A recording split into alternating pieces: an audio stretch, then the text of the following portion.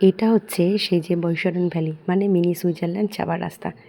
প্রথমে আমার মোবাইলটা বার করার সাহস না হলেও পরে একটু মোবাইলটা বার করেছিলাম। দেখতেই পাচ্ছ ছেলে ওর বাবার কাছে রয়েছে। যদিও ওরা বলেছিল ছেলেকে একটা আলাদা ঘোড়া দিতে হবে, কিন্তু সেই বাঙালি তো আমি নই যে আমার ছেলেটাকে একটা আলাদা ঘোড়ায় দেবো। তো ওরা বাধ্য হয়ে শেষে ওরা অ্যালাউ করে ওর বাবার সাথে।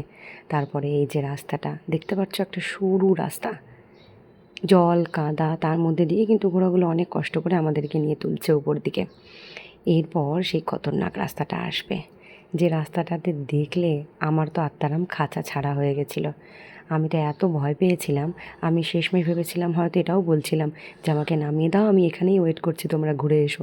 কিন্তু সেটা তো ওরা করবে না। ওরা তো বাস এটাই বলছিল যে ম্যাডাম ডরো মত, বাস বাস अच्छे से बैठे रहो।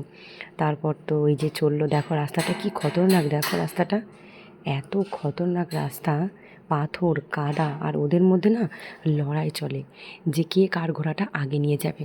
অনেক লড়াই করে তারপরে এই যে দেখছো ঘোড়া সমান রাস্তা একটু অল্পটা পেয়েছিলাম, এটা একটু সমতল মতো। তারপরেই কিন্তু সেই খাড়া রাস্তাটা রয়েছে, সেখানে কিন্তু ঘুরে ঘুরে উপর দিকে উঠবে না, সোজা খাড়া পাহাড়ে কিন্তু ঘোড়া আমাদেরকে নিয়ে উপরে উঠেছিল। যেটা আমার ভাবলে এখনও গায়ে কাটা দেয়।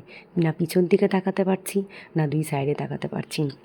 একদিকে তো খাড়া পাহাড়ের খাদ, নিচে তাকালেই মনে হচ্ছে যেন ঘোড়া যখনই ঘুরতে যাচ্ছে মনে হচ্ছে নিচে পড়ে যাবে।